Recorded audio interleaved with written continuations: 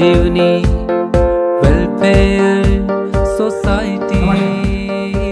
संजीवनी। मैं आपका Saqib Siddiqui, director HWS arts. जैसा कि आप लोग जानते हैं कि HWS आर्ट्स आयुष विधा के सभी डॉक्टरों के लिए वीडियो बनाती है, उन्हें लोगों तक पहुंचाती है, जानकारी प्रोवाइड करती है। आज उसी कड़ी में आज हमारे साथ संजीवनी वेलफेयर सोसाइटी के HOD doctor Rahul Shukla sir हैं। आइए मिलते हैं डॉक्टर राहुल शुक्ला सर से।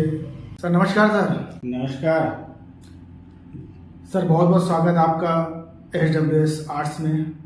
बहुत बहुत धन्यवाद साकिब जी। सर आप संजीवनी वेलफेयर सोसाइटी में HOD के पद पर हैं। जी, तो संजीवनी वेलफेयर सोसाइटी सर कब बनी, उसका मकसद क्या था जी। और अब तक वो क्या प्रोग्रेस की है, क्या काम की है, उसके बारे में सर कुछ आप जानकारी दे सकते हैं? जी जी, बहुत बहुत धन्यवाद। बहुत ही संक्षिप्त में बताना चाहूँगा कि इस सन 2013 में हमने स्वास्थ्य, शिक्षा और संस्कारों के बल पर कि भारतवर्ष में सभी सेहतमंद रहें, इस उद्देश्य से हमने संस्था का गठन किया। गैर सरकारी संगठन का सरकार से पंजीयन कराया और स्वास्थ्य की दिशा में हमने आयुष चिकित्सा को चुना, क्योंकि आयुष चिकित्सा बहुत ही सस्ती और सुलभ है, जो किसी भी जटिल से जटिल बीमारी को जड़ से ख़त्म कर देती है और कोई भी किसी भी प्रकार का साइड इफ़ेक्ट नहीं होता है शरीर में। तो इस उद्देश्य से हमने संस्था का गठन किया और लगातार हम सन 2013 से काम कर रहे हैं आयुष की जागरूकता का, और कैंप लगाकर लोगों को दवाइयाँ देने का, निःशुल्क दवाइयाँ प्रोवाइड करने का और लोगों को परामर्श देने का। इसी कड़ी में हमने जो है आयुष चिकित्सकों के सम्मान समारोह का भी आयोजन 2021 से शुरू किया और कोरोना काल में भी हमने जो है कुछ ऑनलाइन सर्विस का वर्क शुरू किया, जो अभी तक लगातार चल रहा है। सर जैसा भी आपने बताया कि कैंप लगाकर निःशुल्क स्वास्थ्य, सर हमने जहाँ तक जानकारी रखी आपने अभी कोई सरकारी फंड या कोई किसी तरीके का कोई फंड नहीं लिया। आखिर ये चलता कैसे, इसका एक तरीके से सर्कल क्या है? जी, बहुत ही बढ़िया ये है सवाल, क्योंकि गैर सरकारी संगठन है और हमें सरकार की तरफ से कोई भी आर्थिक मदद अभी तक नहीं मिल पाई है। और जो भी हम लोगों के आपस के जो लोग हैं उनके सहयोग से, और जो हमारे मेंबर्स होते हैं, जो सदस्य होते हैं, उन लोगों के सहयोग से ही ये संस्था चल रही है।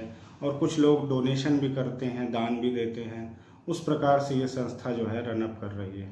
एक चीज़ पूछना चाहते हैं आपसे कि आयुष जो मंत्रालय या आयुष का गठन हुआ 2024 से हुआ है, और आयुष के बारे में हम जहाँ तक सुने आपसे कि आप लोग 2013 से चालू किए हैं, तो इसके पीछे क्या राज है सर? जी, 2024 से नहीं, 2000 कहा जाए तो 2014 से शुरुआत हुआ था, जब मोदी जी की सरकार बनी थी। हमारे माननीय प्रधानमंत्री जी ने बहुत ज़्यादा आयुष को बढ़ाने के लिए जो है वो कई बार उन्होंने कहा और अपने वक्तव्य में बहुत सारा उसके चिकित्सा के लिए और जागरूकता के लिए बहुत बार उन्होंने कहा। लेकिन हम सन 2013 से ही हमारी ये सोच रही, ये विचार रहा कि आयुष का मतलब कि आयुर्वेद, होम्योपैथ, यूनानी, सिद्धा और योगा और होम्योपैथी, ये सारी के सारी जो पैथियाँ हैं ये एक दूसरे की पूरक हैं और एक दूसरे के साथ जुड़कर अगर हमें चिकित्सा दी जाए किसी भी बीमारी में, किसी भी रोग में, तो वो शरीर को स्वस्थ भी करती है, रोग को भी हटाती है और दोबारा बीमारी को आने से भी रोकती है। सर जैसा कि हम जानना चाहते हैं आपसे कि कोई भी संस्था हो या कोई भी एक प्लेटफॉर्म हो तो वो अपने आप को प्रमोट करती है। जैसे कि होम्योपैथ के हैं तो वो अपने आप को प्रमोट करते हैं, आयुर्वेद के हैं वो अपने आप को करते हैं, नेचुरोपैथ के हैं वो अपने आप को करते हैं। संजीवनी वेलफेयर सोसाइटी ने ऐसा क्या माइंड रखा या क्या दिमाग रखा कि उन्होंने आयुष सारी पैथी को एक साथ लाने का सोचा? इसके बारे में सर कुछ? जी, इसके पीछे एक सबसे बड़ा विचार ये रहा कि जब हम सभी चिकित्सक, जितनी भी आयुष की विधा हैं, जो चिकित्सा पद्धतियां हैं, जब वो सभी एक होकर चलेंगी, एक साथ काम करेंगी, तो जो आधुनिक चिकित्सा विज्ञान है उसके पैरेलल में हम थोड़ा बहुत खड़े हो पाएंगे।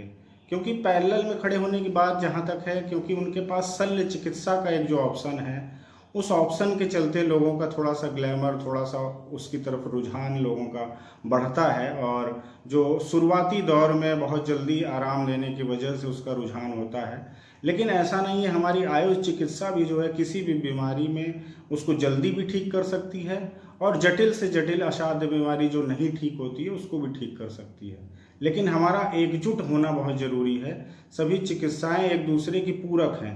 जैसे कुछ बीमारियों में होता है कि हमें योग की भी ज़रूरत है और होम्योपैथिक दवाइयों की भी ज़रूरत है, तो इन दोनों को जब तक मिलाएंगे नहीं तब तक हम एक एकता, एक यूनिटी, एक अखंडता नहीं बना पाएंगे।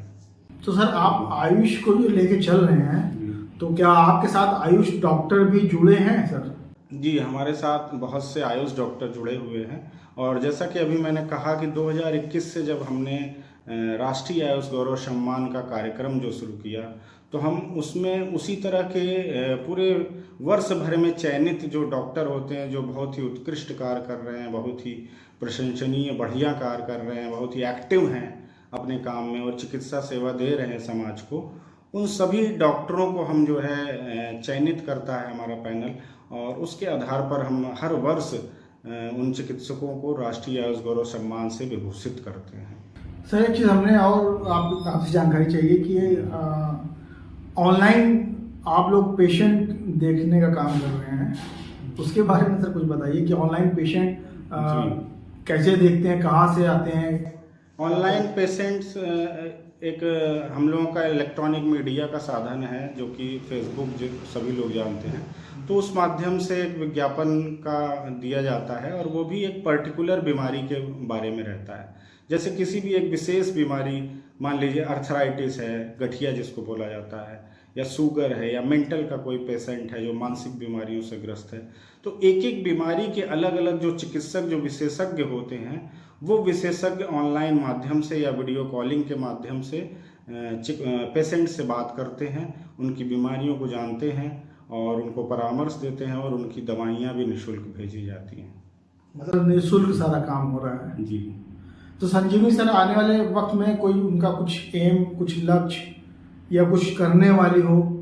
जी, अब जैसा कि अभी तक चर्चा होती रही है कि हम लोग आयुष चिकित्सा के ही जागरूकता, प्रचार प्रसार और उसको बढ़ाने के लिए, उसको जन जन तक पहुंचाने के लिए, आयुष चिकित्सा के बारे में लोगों को जागरूक होने के लिए ही कार्य करती है।